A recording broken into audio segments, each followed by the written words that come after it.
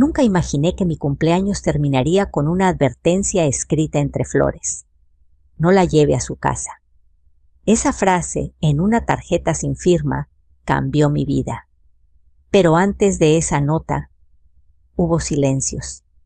Y los silencios a veces son más peligrosos que los gritos. Soy Rosa. Tengo 67 años.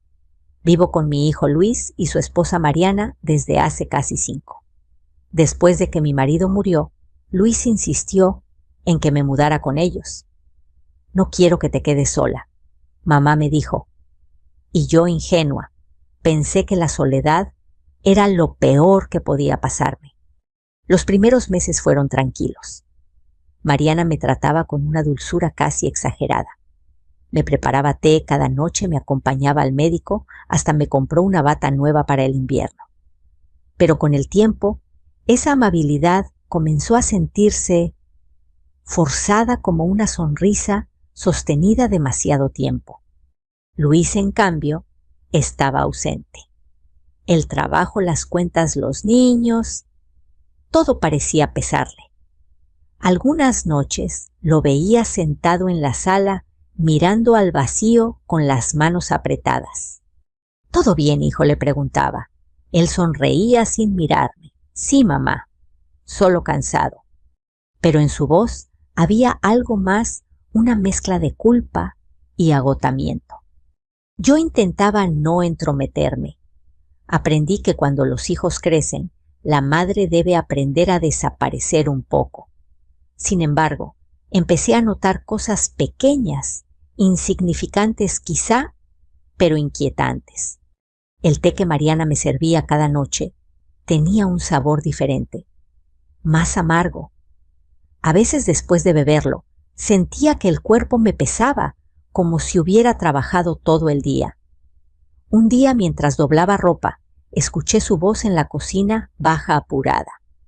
Sí lo tengo bajo control, solo necesito que firme. No supe a quién hablaba, ni sobre qué. Esa noche no pude dormir. Miré el techo durante horas pensando en mi marido, en cómo me decía que confiara en la gente, pero sin dejar de mirarles a los ojos. Una mañana de domingo, mientras Luis cortaba el pasto, decidí preparar café. Mariana insistía en que tomara el instantáneo que ella compraba, pero yo prefería el de grano. Al abrir el frasco, noté que el aroma era distinto, más dulce, no el mío. Vertí una cucharada en la cafetera y lo dejé hervir. El vapor me hizo lagrimear los ojos y por un instante sentí un leve mareo. Lo apagué enseguida. Cuando Luis entró, le pregunté, ¿desde cuándo cambiaste la marca del café? No lo sé, mamá. Eso lo compra Mariana. Su respuesta fue automática, pero sus ojos cansados no supieron sostener los míos. Esa noche escuché una discusión en su habitación. La voz de Luis sonaba tensa. Te dije que no lo hicieras así. ¿Y qué quieres? Que se enferme y tú cargues con todo. No hables así, Mariana. El silencio que siguió me heló la sangre. No era la primera vez que discutían, pero esa vez había algo distinto. Al día siguiente, decidí visitar a mi vecina Teresa, la única amiga que me quedaba cerca. Le conté lo que sentía intentando no sonar paranoica. Ella me escuchó en silencio, moviendo lentamente la cabeza. Rosa, eso no suena bien. Si quieres, conozco a una mujer en el área de bienestar social. Podría orientarte. ¿Crees que exagero? No, pero más vale tener cuidado. Le agradecí y volví a casa con un nudo en el estómago. Luis estaba en la sala mirando el celular. ¿Todo bien, mamá?, preguntó distraído. Sí, hijo. Solo fui a caminar un poco. Por un momento quise decirle todo el té, el café, la llamada, pero no pude. Vi su cara agotada, sus ojeras, y sentí compasión. Tal vez él también estaba atrapado. Esa noche, mientras guardaba mis cosas en el closet, vi algo extraño, un sobre blanco entre mis bufandas. No tenía remitente. Dentro una tarjeta con letra temblorosa: no la lleve a su casa. Nada más, solo esas palabras. Me quedé sentada largo rato, con el papel entre las manos. Sentí frío. No sabía si era una advertencia o una broma cruel. Cuando Mariana entró, escondí la nota en el bolsillo. ¿Qué hace despierta mamá? Nada. Solo ordenaba mis cosas. ¿Debería descansar? Mañana tengo una sorpresa para usted. Sonrió y en sus ojos había una calma que me dio miedo. Al acostarme el corazón me latía tan fuerte que sentía su eco en las sienes.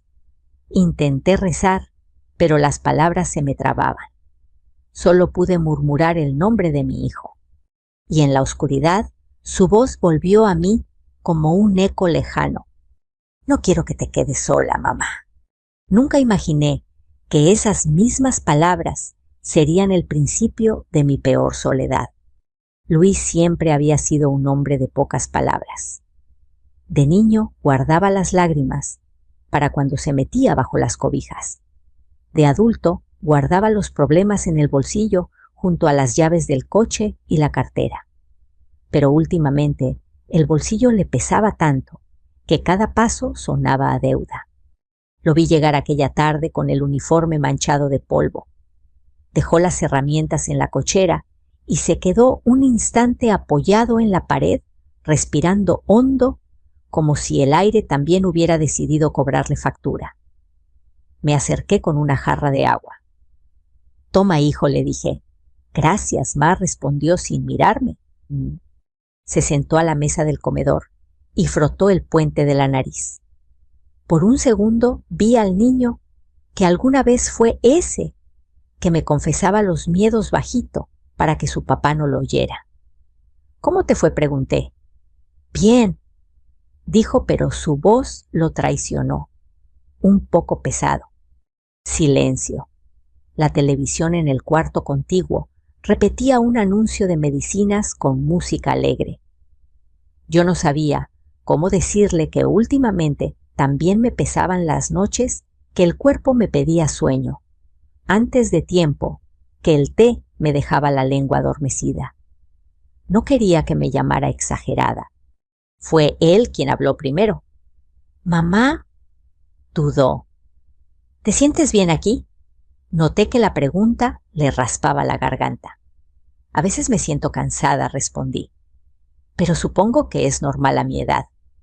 Asintió mirando el vaso de agua, como si en el fondo pudiera leerse una respuesta. Mariana entró con las bolsas del mandado. El golpe seco del plástico contra la mesa nos sacó del hechizo. «Compré lo de siempre», anunció. «Y unas vitaminas para la memoria». «No necesito vitaminas», dije con calma. «Solo caminar más». «Caminar está bien», respondió ella, «pero la salud es primero». Luis se puso de pie y empezó a guardar cosas en la alacena. Lo vi dudar cuando Mariana dejó una cajita blanca sobre la mesa. La empujó con la yema de los dedos, como quien intenta decidir si una moneda cae en cara o cruz. Esa noche, cuando todos dormían, escuché la puerta de su cuarto abrirse. Luis pasó por el pasillo y se sentó en la sala. No encendió la luz. Me acerqué sin hacer ruido. «¿No puedes dormir?», susurré. «No». «¿Quieres hablar?». Se encogió de hombros. «A veces siento que…», calló, «que no estoy a la altura de nada, ni del trabajo, ni de la casa, ni de ser buen hijo». Me senté a su lado. En la penumbra, el reloj marcaba el paso del tiempo con un tic-tac paciente. «Ser buen hijo no es decir que sí a todo», le dije. «Es decir la verdad, aunque duela». Se frotó la cara con las manos. «La verdad», repitió como si la palabra tuviera astillas. «La verdad es que me da miedo». «¿De qué?». «De que te pase algo, de que me culpe, de que Mariana se canse, de que el dinero no alcance, de que lo estemos haciendo mal», soltó de golpe como si por fin se hubiera animado a abrir el bolsillo. «A veces Mariana me dice que no ves bien, que te confundes, que te tomas 2 veces las pastillas». Y yo no sé. Llego tarde, estoy cansado, no quiero pelear. No respondí enseguida. Lo miré en silencio, como cuando de niño traía una mala calificación y esperaba el regaño. ¿Y tú qué ves, Luis?, pregunté al fin. Veo que estás más cansada, que hay días en que te quedas mirando la ventana como si no supieras en qué estación estamos, que te duelen las manos. Eso también lo ve tu esposa, dije, pero la diferencia entre ver y decidir por mí es grande. Se quedó callado. Después apoyó la cabeza en el respaldo y cerró los ojos. No sé cómo mediarme, confesó. Mariana dice que si firmaras el poder, yo podría resolver cosas más rápido, bancos, médico, trámites. Que sería para ayudar, no para quitarte nada. Abrió los ojos y en ellos había una mezcla de pena y orgullo. Yo no soy un ratero. Le tomé la mano. Yo lo sé, dije. Pero hay formas de ayudar que empiezan por preguntar. Nos quedamos así un rato en silencio. Luego se levantó, me besó la frente y se fue a dormir sin encender la luz. Al día siguiente fuimos al centro de salud. No hubo dramatismos, una sala de espera con sillas de plástico, una enfermera joven que me midió la presión, un médico con ojeras que revisó mi expediente. Habló poco, anotó mucho. Vamos a hacer unos estudios básicos, dijo. Nada grave, señora, pero quiero descartar que su cansancio venga de algo más que la edad. También sería bueno revisar sus medicamentos. Luis asintió con premura. Doctor, podemos tener un informe escrito, claro. Lo entregamos en una semana. Salimos con un papel doblado que olía a tinta fresca. En la calle había vendedores de globos y el sol pegaba fuerte. Caminamos despacio. Luis iba callado, pero menos tenso. Yo sentí algo parecido a la esperanza.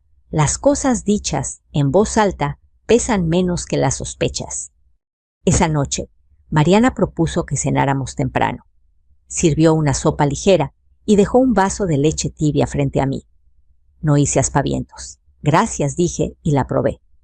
Tenía un sabor distinto, más dulce. Bebí un sorbo y dejé el vaso a un lado. ¿No te gustó?, preguntó. Prefiero el té, respondí. Hoy hace calor. No hubo frunce de ceño ni mirada acusadora. Solo un asentimiento y un como quieras. Pero en la comisura de sus labios se dibujó una línea tensa apenas perceptible. Luis lo notó, bajó la mirada y con el índice recorrió el borde del plato una y otra vez, como quien pretende alisar una arruga que no está en la mesa, sino en su vida. Más tarde, mientras guardaba la loza, escuché que discutían en la cocina. No eran gritos. Era la clase de pelea que se da con la mandíbula apretada. No podemos seguir así, Luis, decía Mariana. Todo recae en mí. Estoy intentando, respondió él. Fui con ella al médico. Voy a ajustar los horarios del trabajo. No hablo de horarios, hablo de decisiones. Si no te haces cargo, alguien tendrá que hacerlo. Alguien tendrá que hacerlo. La frase cayó como una piedra en el agua. Luis no contestó. Abrí la llave del fregadero para que no escucharan mis pasos y me encerré en mi cuarto. Me senté en la orilla de la cama, saqué el sobre blanco de entre las bufandas y volví a leer la tarjeta «No la lleve a su casa». No había firma, pero algo en la caligrafía me resultaba familiar. Pensé en Teresa, en sus dedos manchados de tinta, cuando llenaba recetas en su forma de subrayar las palabras importantes con doble línea. Respiré hondo. Si ese mensaje venía de ella, no era un capricho. Tal vez había visto lo que yo no podía ver desde dentro. Esa misma noche, Luis tocó la puerta. Puedo, claro. Solo quería decirte que... Se detuvo, tragó saliva. Que mañana voy a pasar por la clínica a preguntar si pueden adelantar los estudios. Y titubeó. Y que si no te sientes cómoda con algo que te damos, me lo digas a mí. No a Mariana. A mí. Te lo diré, prometí. Y otra cosa, añadió con un hilo de voz, si alguna vez te sentiste presionada para firmar algo, no lo hagas, aunque yo lo pida. Se quedó un momento de pie, como si esperara que lo absolviera de todo. Yo no podía, pero sí podía estrechar su mano, y lo hice. Eres mi hijo, le susurré, y sigo creyendo en ti. Cuando se fue, me quedé pensando en que la culpa no corrige el pasado, pero a veces abre una puerta. En la mesa de noche, el vaso de leche seguía frío. Lo llevé al fregadero y lo vacié sin hacer ruido. Esta vez no esperé señales extraordinarias.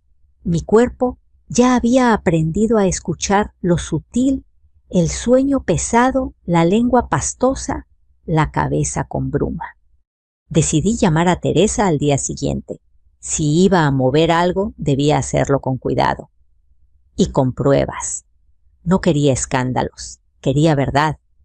En la oscuridad del cuarto, antes de dormir, repetí una oración que hacía años no me salía de los labios, que la verdad llegue sin romper lo que todavía se puede salvar. No sabía si era pedir demasiado, pero esa noche, por primera vez en mucho tiempo, sentí que Luis y yo, cada uno desde su esquina, empujábamos hacia el mismo lado. La llamada de Teresa llegó temprano. «Rosa, ¿estás sola?», preguntó con voz baja. «Sí, hija, Luis salió al trabajo. Voy para allá. No tardes en abrirme, ¿sí?». No era raro que viniera sin avisar, pero algo en su tono me encogió el pecho. Cuando cruzó la puerta, traía una carpeta bajo el brazo y esa expresión de quien ya decidió algo y teme arrepentirse. Nos sentamos en la cocina, con el mantel aún húmedo del desayuno. «Rosa, hablé con mi sobrina», dijo. «¿La que trabaja en el DIF, sí? Me pidió que te preguntes si aceptarías una visita. Nada oficial todavía, solo orientación». Levanté la vista. «¿Orientación sobre qué? ¿Sobre tu bienestar? ¿Sobre tus medicamentos? Sobre tus derechos, Rosa». La palabra derechos me pareció demasiado grande para esa mesa pequeña. Me quedé callada. «No quiero problemas», dije al fin. «Luis no lo soportaría. Nadie te está pidiendo problemas, pero si algo raro pasa, más vale tener un registro, aunque sea discreto». Tomó mi mano con fuerza. Sus dedos temblaban un poco. «Esto no es traición, Rosa. Es precaución». Asentí. «Está bien», murmuré, «pero sin escándalos». Esa tarde llegó Irene. Una mujer de mediana edad, cabello recogido, mirada serena. No traía uniforme, solo un cuaderno y una pluma. «Buenas tardes, señora Rosa», dijo sonriendo. «Teresa me habló de usted. Solo quiero hacerle unas preguntas». Su voz era cálida, sin esa rigidez que tienen los funcionarios cuando cumplen un trámite. Me explicó que su labor era acompañar casos de adultos mayores que pudieran estar bajo presión o abuso sin emitir juicios. «Lo que usted diga aquí», aclaró, «se mantiene confidencial». Hablamos largo. Le conté de los mareos del té de la nota sin firma. Le mostré la tarjeta. Irene la observó con cuidado. Reconoce la letra no, pero sospecho de alguien. Ella asintió sin insistir. «Vamos a hacer esto paso a paso», dijo. «Primero un control médico. Es importante tener un informe oficial sobre su estado de salud. Después, si usted lo autoriza, tomaremos muestras de los productos que usa, café, leche, té. Todo se analizará con su consentimiento». No era el dramatismo de una serie policial, era el lenguaje frío de los procedimientos. Pero ese mismo tono me dio seguridad. «Está bien», acepté. «Quiero saber qué pasa». Antes de irse, me entregó una tarjeta con su número personal. «Llámeme si nota algo extraño», aunque sea una sensación. A veces lo que el cuerpo dice llega antes que la evidencia. Esa noche Luis llegó tarde. Se sentó frente al televisor sin encenderlo. «Mamá Teresa vino hoy, ¿verdad? Sí». Y trajo a alguien. Lo miré despacio. ¿Te lo dijo Mariana? Asintió. Está molesta. Dice que no confías en nosotros. ¿Y tú qué piensas, Luis? Pienso que hay cosas que no entiendo, dijo bajando la voz. Mariana asegura que solo quiere ayudarte, pero últimamente todo se siente forzado. No respondí. La palabra forzado era exactamente la que yo había sentido semanas atrás. Tal vez continuó. Deberíamos hacer lo que dijo el médico, revisar tus medicinas, tus análisis. Así todos nos quedamos tranquilos. Eso ya está en marcha, le dije. Me miró sorprendido. ¿Cómo Irene se encargará? Es parte de un programa de apoyo. No te preocupes, hijo, todo es confidencial. Luis se pasó la mano por el cabello. Mamá, suspiró. No quiero pelear, pero ten cuidado. Mariana puede sentirse atacada. Luis, si una persona se ofende porque busco cuidar mi salud, quizás el problema no soy yo. No dijo nada más. Subió las escaleras despacio. Los días siguientes fueron una rutina medida, desayunos tranquilos, tardes silenciosas. Irene me llamó varias veces, siempre a la misma hora con la voz baja. Los análisis del laboratorio estarán listos en unos días, me dijo. Pero ya tengo un informe preliminar del médico. Hay trazas de sedantes en su sangre en dosis pequeñas pero constantes. Me quedé helada. ¿Y eso qué significa? Que no se trata de una confusión. Alguien está administrando esas sustancias sin que usted lo note. Apoyé la cabeza en la pared. ¿Y ahora qué hago? Nada todavía, dijo Irene. Actúe con normalidad. Mañana iré personalmente a recoger una muestra de la leche y el té. No diga nada a nadie. Colgué el teléfono con las manos frías. Me senté en la sala. El reloj marcaba las 9. En la cocina escuché pasos. Mariana guardaba algo en la alacena. Cuando pasó frente a mí, sonrió. ¿Quiere su leche, mamá? No, gracias. Tomaré solo agua. Sus ojos se detuvieron en mí un segundo más de lo necesario. Luego siguió su camino. Subí a mi cuarto y cerré la puerta. No lloré, solo recé. A la mañana siguiente, Irene llegó temprano. Llevaba guantes y un pequeño estuche con frascos rotulados. Me explicó cada paso con calma. Esto no es un allanamiento, dijo, solo una recolección voluntaria. Usted me entrega las muestras y firma un consentimiento. Así lo hicimos. Guardó cuidadosamente los frascos en una bolsa térmica y me entregó una copia del formulario. Esto es importante, añadió. Cualquier resultado, aunque sea leve, se cruzará con los datos médicos. Si coincide, procederemos legalmente. Cuando se fue el silencio de la casa, se hizo más espeso. Luis estaba en el trabajo. Mariana en su consultorio. Me quedé sola, sentada frente al florero vacío. Pensé en cómo todo había empezado con una nota entre flores, las flores que aquel día aún guardaban perfume. Y ahora el mismo florero parecía observarme como si esperara que yo también hiciera mi parte. Tomé una libreta vieja y comencé a escribir. No un diario, sino un registro, la hora en que tomaba el té, lo que comía, lo que sentía después. 9:00 AM. Café sabor dulce, cansancio leve. 3:00 PM. Leche tibia, sensación de sueño. No sabía si esos apuntes servirían, pero era mi manera de defenderme. Esa noche, cuando Luis regresó, se sentó conmigo en el comedor. «¿Hoy te ves mejor?», dijo, como queriendo convencerme o convencerse. «Me siento más ligera», respondí. Quizás porque escribí todo lo que no decía. Él asintió. «Eso ayuda», dijo. «A veces uno se envenena más con las palabras guardadas que con cualquier otra cosa». No supe si lo dijo por mí, por él o por ambos, pero por primera vez en semanas sonó sincero. Mientras subía las escaleras, pensé que las mentiras, igual que los sedantes, actúan lento. pero cuando uno empieza a despertar, ya no hay vuelta atrás. El lunes siguiente amaneció gris. El aire olía a tierra húmeda y el cielo tenía ese color entre plomo y nostalgia que anuncia que algo está por romperse. Me desperté antes del amanecer, incapaz de quedarme quieta. Caminé por la casa sin hacer ruido, como si mis pasos pudieran despertar los secretos que aún dormían en los rincones. A las 7 sonó el teléfono. Era Irene. «Señora Rosa, ya tenemos los resultados», dijo sin rodeos. Los análisis confirmaron la presencia de benzodiazepinas y zolpidem en las muestras de leche y té. No entendí de inmediato. ¿Y eso qué significa? Que se trata de medicamentos sedantes. No se usan sin receta médica.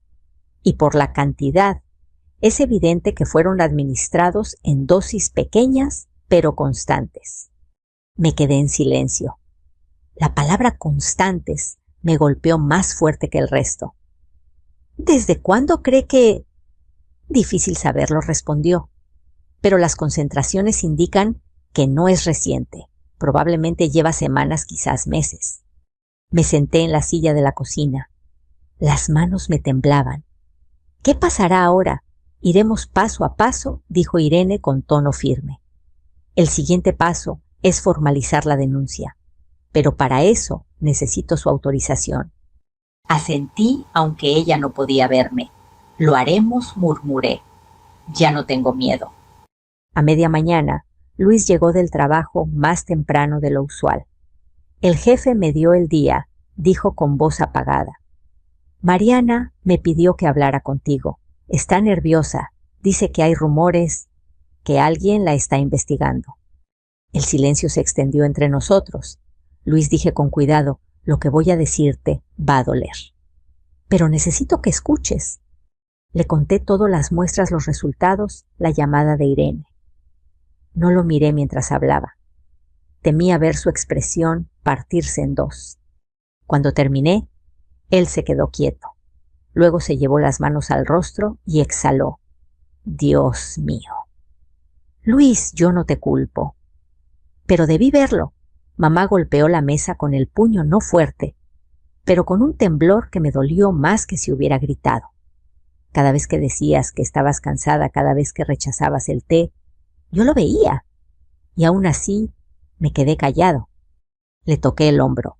El silencio también es una forma de miedo, hijo. Alzó la vista, los ojos rojos. ¿Qué va a pasar con ella, Irene? Dice que debemos proceder legalmente. Pero no quiero una venganza, Luis. Quiero la verdad, y que nadie vuelva a hacerlo. Él asintió despacio. Si esto llega a los tribunales, lo enfrentaré contigo.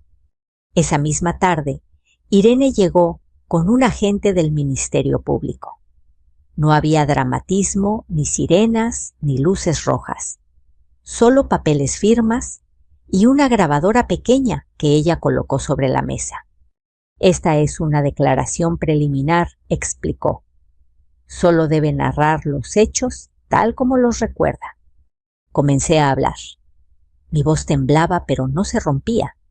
Les conté desde el primer té amargo hasta la llamada de Teresa. Todo con fechas, lugares, detalles. Ellos tomaban notas sin interrumpir. Cuando terminé, Irene guardó los documentos y dijo: la denuncia quedará registrada. El siguiente paso será notificar a su nuera para que rinda su versión. No se trata de encarcelar a nadie sin pruebas, sino de protegerla a usted. Luis se ofreció a acompañarme al centro de justicia al día siguiente. Esa noche apenas hablamos. Cenamos en silencio, cada uno sumido en sus pensamientos. El martes, la oficina del Ministerio Público estaba llena de gente. Mujeres con carpetas, hombres con rostros cansados, una televisión vieja en el rincón transmitiendo noticias que nadie escuchaba. El funcionario nos recibió con amabilidad. Revisó los documentos y selló cada hoja con un golpe seco. Esto es importante, señora, dijo. Vamos a solicitar una orden para realizar una evaluación médica y psicológica. Necesitamos documentar los efectos del sedante en su organismo. Y Mariana pregunté, será citada para declarar. Si coopera, evitaremos medidas más drásticas. Luis bajó la cabeza. Ella no negará nada, dijo. Pero no sé si entenderá lo que ha hecho. El hombre lo miró con cierta empatía. A veces la justicia no repara familias, pero evita que sigan rompiéndose. 2 días después, Mariana recibió la notificación. Llegó a casa alterada con el sobre arrugado en las manos. ¿Qué significa esto?, preguntó, mirándome con rabia y miedo al mismo tiempo. ¿Una denuncia? ¿De verdad? Luis intentó intervenir. Mariana, por favor. No, Luis, gritó ella. No te atrevas a defenderla. Me levanté despacio. Mariana, no quiero destruirte. Solo necesito entender por qué. Su respiración era rápida. Yo solo quería que descansara. Siempre decía que estaba cansada, que el cuerpo le pesaba. Quise ayudarla. ¿Con pastillas para dormir en mi leche?, pregunté con calma. Ella bajó la mirada. ¿Tenías ansiedad? Luis me lo decía. Pensé que si descansabas más, todo estaría bien. Luis se levantó de golpe. Mariana, basta, sabías lo que hacías. Sabías que esas pastillas no eran inocentes. Ella lo miró con desesperación. No quería hacer daño. Solo quería que las cosas fueran más fáciles. El silencio que siguió fue tan denso que podía cortarse con el aire.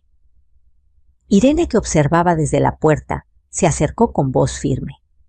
Señora Mariana, la investigación continuará. Tiene derecho a declarar, pero cualquier intento de intimidar o modificar pruebas se considerará obstrucción. Mariana apretó los labios. ¿Y usted quién es para hablarme así? Soy quien se aseguró de que Rosa siga viva para responderle, dijo Irene sin levantar la voz. Luis la tomó del brazo. Mariana, vete a casa de tu madre unos días. Por favor. Ella lo miró como si no lo reconociera. Luego soltó el sobre en la mesa y salió sin decir palabra. Después de que se fue, Luis se dejó caer en la silla. No sé si puedo con esto, susurró. Siento que me partieron en dos. A veces el amor se divide para poder sobrevivir, respondí. Pero no te preocupes, hijo. Esta vez no voy a dejar que el silencio lo cubra todo. Esa noche me quedé escribiendo hasta tarde. No sobre el veneno ni sobre el miedo, sino sobre el peso de las decisiones pequeñas que terminan cambiando la vida entera. La justicia no siempre llega con uniformes ni sentencias. A veces llega en forma de claridad. Y esa claridad, aunque duela, es la única luz que no se apaga. El día de la audiencia amaneció claro. El cielo de un azul lavado parecía burlarse de la pesadez que llevaba en el pecho. Irene llegó a buscarme temprano. Traía su libreta y una calma que me daba seguridad. Luis caminaba unos pasos detrás, en silencio, con el gesto de quien se prepara para algo que no sabe si puede soportar. El juzgado estaba lleno. Las paredes altas, los retratos antiguos y las sillas de madera hacían que todo sonara más fuerte de lo que era el crujido del suelo, el paso de los funcionarios, el murmullo de los que esperaban su turno. Nos hicieron sentar al fondo, frente a la mesa, donde el juez revisaba papeles con una paciencia de piedra. Cuando Mariana entró, llevaba un suéter gris y el cabello recogido. No había rabia en su cara, solo un cansancio que me recordó al mío. Por un momento sentí pena. El juez habló con tono neutro. Caso 4721. Denuncia por administración indebida de medicamentos, abuso psicológico y tentativa de fraude patrimonial. Luis bajó la mirada. Yo apreté mis manos sobre el regazo. El juez pidió que comenzara mi declaración. Me levanté despacio, apoyándome en la mesa. La voz me tembló al principio, pero la sostuve. Soy Rosa Hernández. Denuncié porque descubrí que durante meses alguien mezcló medicamentos en mis bebidas. No quiero venganza, solo quiero entender por qué. El juez asintió. Me pidió que me sentara. Después habló el abogado de Mariana, un hombre joven de palabras medidas. Mi clienta admite haber administrado sustancias relajantes, pero lo hizo sin intención de causar daño. Su único motivo era aliviar el estrés de la señora. El juez levantó una ceja. ¿Sin receta médica? ¿Sin consentimiento? Fue un error de juicio, señoría. Ella actuó desde el cariño. El juez tomó nota. Luego llamó a Irene. Ella relató el proceso con precisión, las muestras, los análisis, la confirmación de laboratorio. Sin exagerar. Su voz firme pero serena sonó más poderosa que cualquier acusación. No puedo afirmar la intención, dijo, pero sí puedo confirmar el daño potencial. El juez asintió de nuevo. Luego miró a Mariana. ¿Desea declarar? Ella dudó. Luis la observaba con los labios apretados. Finalmente se levantó. Sí, señoría. Su voz era más baja de lo que recordaba. No quise hacerle daño, dijo mirando al suelo. Pero había días en que no podía más. Luis trabajaba todo el día. Yo me encargaba de la casa de las cuentas de ella. A veces me hablaba y no me reconocía. Me daba miedo que se perdiera, que un día saliera y no regresara. Me sentía atrapada. Pensé que si dormía más descansaría y todos estaríamos mejor. Luis cerró los ojos. El juez la observó sin interrumpir. ¿Y por qué la presionó para firmar documentos de cesión de bienes? Mariana tragó saliva. Fue idea mía. No quería quitarle nada, solo asegurar que, si algo le pasaba a la casa, quedara en manos de Luis. No confío en los trámites, quería resolverlo antes. Su voz se quebró. Sé que lo hice mal, pero no era maldad, era miedo. El silencio que siguió fue pesado. Miré sus manos, las tenía entrelazadas, los nudillos blancos de tanta tensión. Y pese a todo en su rostro, no vi odio, sino agotamiento. Luis pidió permiso para hablar. Señoría, dijo, yo tampoco vi venir esto. No justifico lo que hizo, pero entiendo de dónde vino. Nos sobrepasó la vida. Los turnos, el dinero, las discusiones. Dejamos de escucharnos. El juez respiró hondo. Entiendo, dijo, pero el miedo no exime la responsabilidad. Durante el receso, Irene me llevó a una sala pequeña. Me ofreció agua. Está siendo valiente, Rosa, me dijo. No me siento valiente, solo cansada. A veces eso es lo mismo, respondió con una sonrisa leve. El cansancio también empuja a decir la verdad.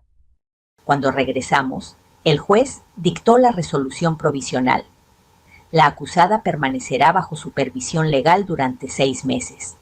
Deberá asistir a terapia psicológica y realizar trabajo comunitario en un centro de atención a adultos mayores. La víctima recibirá acompañamiento médico y protección de bienes hasta nuevo aviso. Golpeó la mesa con el mazo. El sonido resonó como un cierre. A la salida, Mariana se acercó. Los guardias no la detuvieron. La medida no era carcelaria.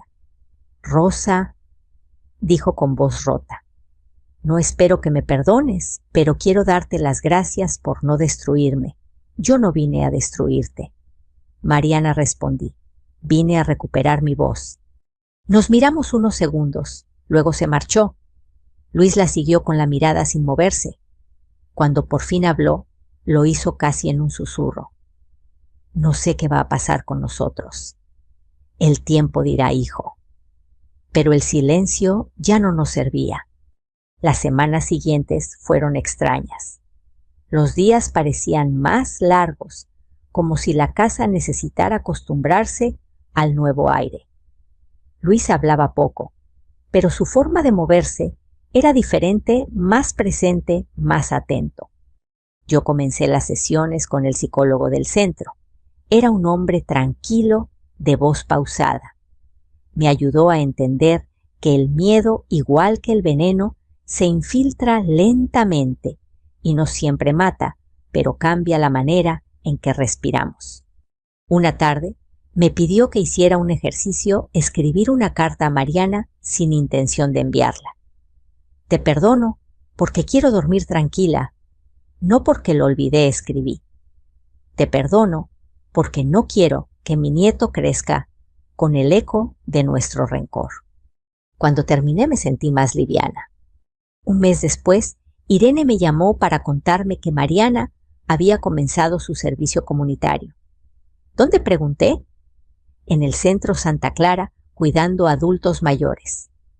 Me pareció apropiado. Quizá aprenda algo, dije. A veces ayudar a otros es la única manera de entender el daño que hicimos, respondió Irene. Esa noche, mientras regaba las plantas del patio, pensé en lo que había dicho. Las hojas brillaban con el agua y por primera vez el olor del té en mi taza no me produjo desconfianza. Luis salió al jardín con 2 tazas de café. ¿Puedo acompañarte?, preguntó. Siempre. Nos sentamos sin hablar. El viento movía las cortinas del comedor y el aire se sentía limpio. Mamá dijo al cabo de un rato. Gracias por no rendirte. No lo hice por mí, le respondí. Lo hice por los dos. Esa noche dormí sin pesadillas. La justicia comprendí. No siempre se mide en castigos, sino en los espacios que se abren cuando la verdad, por fin, encuentra lugar para respirar. El primer lunes después de la audiencia, la casa amaneció distinta. No más tazas servidas sin preguntar, no más instrucciones disfrazadas de cariño. Luis preparó café de grano, como antes, y lo dejó sobre la mesa con un «si quieres». Ese «si quieres» fue la señal más clara de que algo estaba cambiando. Hoy comienzo un curso en el trabajo, me dijo. Ajusté horarios para estar las tardes contigo, no para vigilarte, aclaró casi avergonzado, para acompañarte. Asentí. Acompañar no es lo mismo que controlar. Lo supe en la sonrisa tímida que se le formó sin proponérselo. Empezamos una rutina nueva, lunes de mercado, miércoles de caminata corta, viernes de llamadas con Irene para revisar avances. Nada extraordinario. Lo extraordinario era la calma. Yo llevaba un cuaderno donde apuntaba lo que tomaba y cómo me sentía. La letra me salía más firme y las páginas por fin ya no hablaban de brumas. Una tarde, Teresa vino con un tóper de sopa de fideos. Se sentó frente a mí en la mesa que solía presidir el silencio. ¿Cómo vas?, preguntó. Con sueño normal, bromeé. Reímos las dos como si al nombrarlo rompiéramos el hechizo de los meses anteriores. Me contó que Mariana había comenzado su servicio comunitario en el Centro Santa Clara. Se le ve seria, dijo. No triunfalista, solo informativa. Yo asentí. No quise preguntar más. No era indiferencia, era una prudencia nueva. El psicólogo del centro me había dejado tareas sencillas: abrir las ventanas por la mañana, tomar el sol 10 minutos, escribir 3 líneas de gratitud cada noche. Parece poca cosa, pensé, hasta que noté que la luz y las palabras juntas cambiaban el aire de los cuartos. Luis también inició terapia. No me lo dijo para presumir, lo supe por los tickets doblados que encontré en su pantalón, por la manera más lenta en que me preguntaba ¿cómo dormiste?, como si la respuesta le importara de veras. Algunas noches lo escuchaba respirar hondo en la sala, sin televisión, sin celular. Aprendía a quedarse aunque no supiera qué decir. Siento culpa, me confesó un miércoles sin preámbulos. Culpa por no ver, por no preguntar, por irme al taller, aunque te notara rara. A veces pienso que si hubiera sido más fuerte, nada de esto. La fuerza también se aprende lo interrumpí. Y casi nunca se aprende antes de que haga falta. Me miró largo rato y por primera vez no se defendió. Solo apretó mi mano como cuando era niño cruzando una calle con tráfico. Durante una consulta de seguimiento, la doctora que llevaba mi caso revisó mis análisis. La benzodiazepina ya no aparece, informó con un tono sobrio que agradecí. El sueño se ha regulado. Vamos a mantener vigilancia, pero va bien. No celebré con exclamaciones. Bajé la mirada al cuaderno y anoté cansancio leve, mente despejada. Había aprendido que la mejor fiesta es dormir sin miedo. Al salir, Irene nos alcanzó en el pasillo. Rosa, el juez, confirmó las medidas de protección de bienes por 6 meses más, dijo, y autorizó un acuerdo. Mariana puede visitar a su hijo aquí con supervisión, si así lo desean. No tiene prohibición de acercarse a usted, pero sugiero distancia prudente. Luis tragó saliva. Mi hijo la extraña, dijo, y yo no quiero que crezca aprendiendo a odiar. El odio se enseña menos con palabras que con gestos, añadió Irene suave. Si llegan a verla, que sea con límites claros. Asentimos los dos, no discutimos. Ese mismo día nos fuimos a casa en silencio, cada cual tratando de medir sus propias fuerzas. Pasó un mes. Un sábado, mientras limpiaba la mesa, recibí un mensaje, un número desconocido, texto breve. Estoy en Santa Clara. Si quieres hablar, estaré en el patio a las 5. Era Mariana. No pedía perdón. Pedía un lugar para una conversación. Dudé. Fui a la cocina, busqué un vaso, bebí agua. El frío me devolvió al presente. «¿Mamá?», preguntó Luis desde la puerta. Le mostré el teléfono. No me dijo qué hacer. Bien. Era mi decisión. A las 5 en punto llegué al patio del centro. El sol se inclinaba sobre los árboles. Mariana estaba sentada en una banca con uniforme gris claro y una credencial colgando. No se levantó para abrazarme. Yo tampoco. Agradecí el respeto de ese espacio en medio. Gracias por venir, dijo. Vine a escuchar, respondí. Pasó un carrito con tazas. Un voluntario las repartía a 2 señoras que contaban historias de juventud. La vida ocurría sin dramatismos. No tengo un discurso, comenzó Mariana. En terapia me dicen que pida perdón. Y sí lo pido. Pero entiendo que no repara. Solo quería decirte que en estas semanas he aprendido a hacer lo que nunca hice preguntar antes de ayudar. Se calló. Luego, con un hilo de voz, pensé que te cuidaba. En realidad, me estaba cuidando de mis miedos. No lloré, ni ella. Dejó la frase suspendida como quien sabe que el resto lo dirá el tiempo. ¿Ves a mi hijo?, pregunté. Sí, con su papá. Vienen los domingos, no hablamos de lo que pasó. Si pregunta, le digo que su mamá está aprendiendo a hacer mejor las cosas. Asentí. A veces la honestidad también es una forma de silencio. Nos quedamos un rato sin hablar. Una enfermera acomodó sillas. Un señor pidió música de trío y la bocina vieja obedeció con un bolero leve. Me levanté. «Cuídate», dije. Tú también, respondió. No hubo abrazo. No lo necesitábamos. En casa la silla del fondo seguía desocupada. Nadie se atrevía a moverla. No como altar, no como castigo, como pausa. A veces mientras tejía, la miraba y pensaba en lo que quedaba por aprender. Terminé la bufanda que había dejado a medias y la doblé con cuidado. La coloqué sobre el respaldo de la silla, no como marca, sino como recordatorio de que lo inconcluso también puede cerrarse sin ruido. Esa noche Luis llegó con su hijo.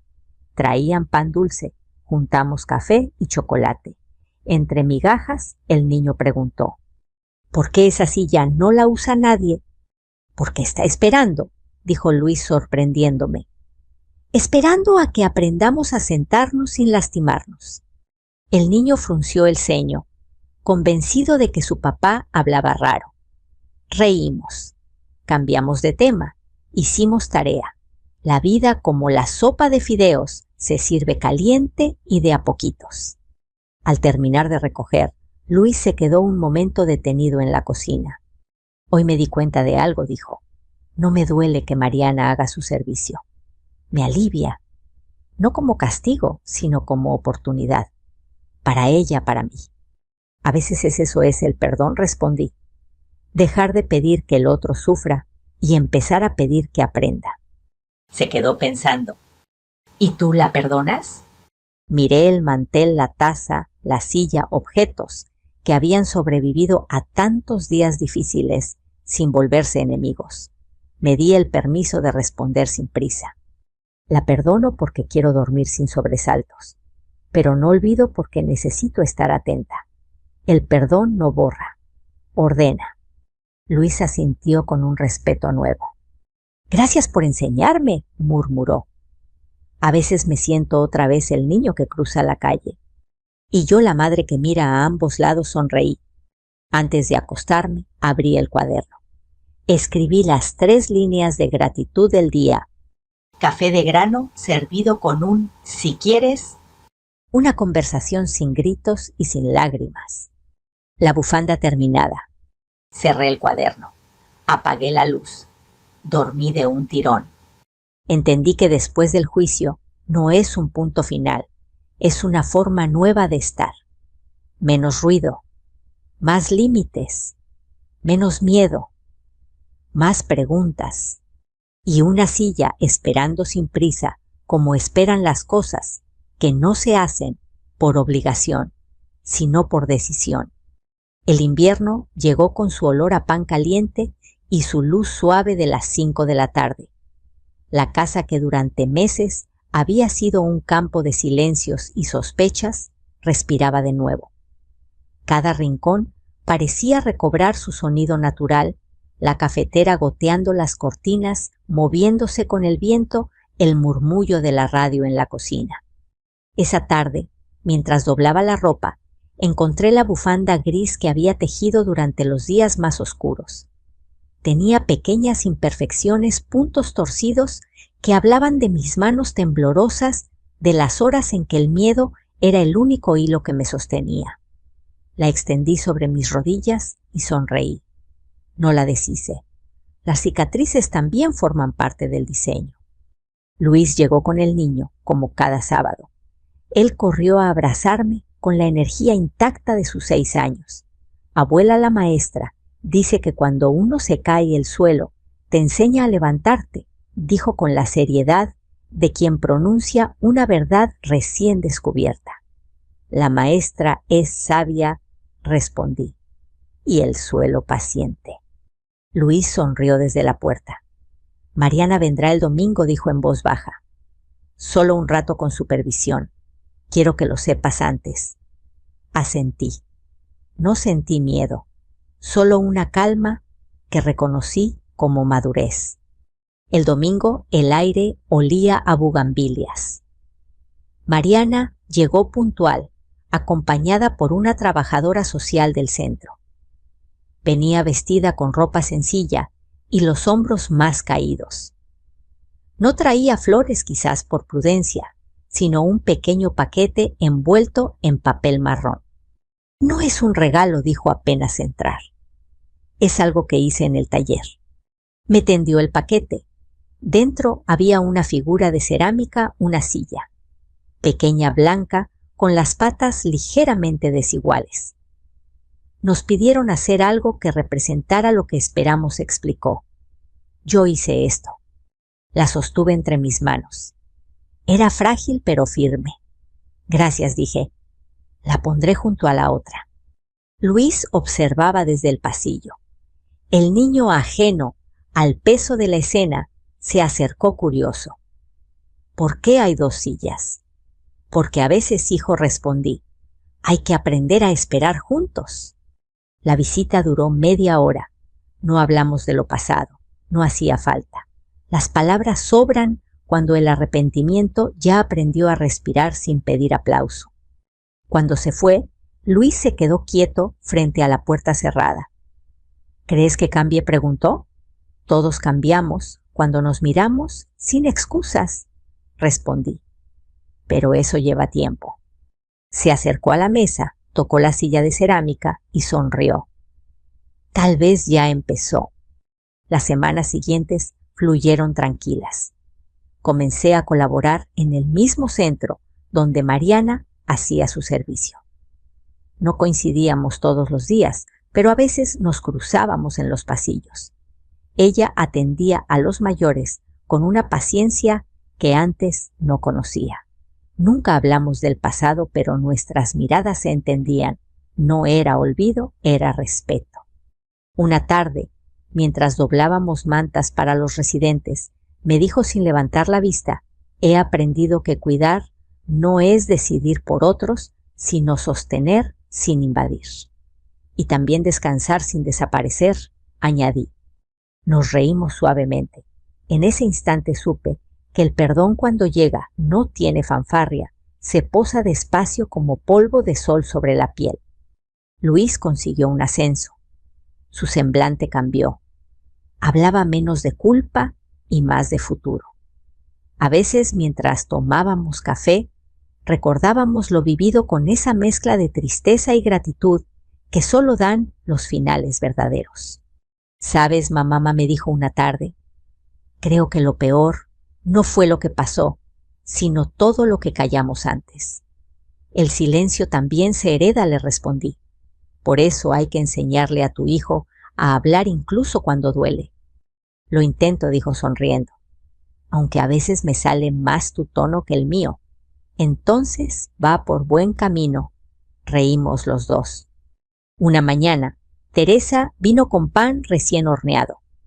Lo cortamos en rebanadas, untamos mantequilla y hablamos de la vida con esa liviandad que solo tienen las amistades que sobrevivieron a la tormenta. Siempre supe que saldrías adelante, dijo. No sola, respondí.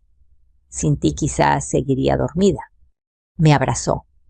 Dormir sin miedo, repitió. Ese debería ser el título de tu historia. O La silla que espera, dije. Me gusta más. Al anochecer, me senté en el patio con mi taza de té, sin desconfianza, sin recuerdos amargos. Miré las dos sillas, la grande de madera y la pequeña de cerámica. Una real, una símbolo. Pensé en lo que habían representado el espacio entre lo que fuimos y lo que todavía podemos ser. Saqué mi cuaderno y escribí: esperar no es quedarse quieto. Es confiar en que la vida, incluso herida, sigue brotando. El viento pasó entre las plantas y movió suavemente la bufanda que colgaba de la silla. Por un instante todo se detuvo y comprendí que había llegado al final sin perderme. A las personas que escuchan mi historia, las que alguna vez sintieron que su voz no contaba, que su casa se volvía ajena, que su cansancio era ignorado, les digo esto: nunca se acostumbren a la duda. El cuerpo y el alma siempre saben cuando algo no está bien. Escúchense, busquen ayuda. No esperen señales milagrosas. La verdad se construye con pasos pequeños, con nombres propios, con la decisión de hablar. Si alguna vez te dijeron que eras exagerada, desconfiada o difícil, recuerda, a veces eso es lo que nos salva. Y ahora, si esta historia te tocó, si te hizo pensar en alguien, si reconociste una voz parecida a la tuya o a la de tu madre, no te quedes callado. Déjame saber desde dónde me escuchas. Cuéntame si alguna vez tuviste que perdonar para poder seguir. Suscríbete, comparte, acompáñanos. Aquí cada historia es una forma de aprender a no tener miedo de nuevo.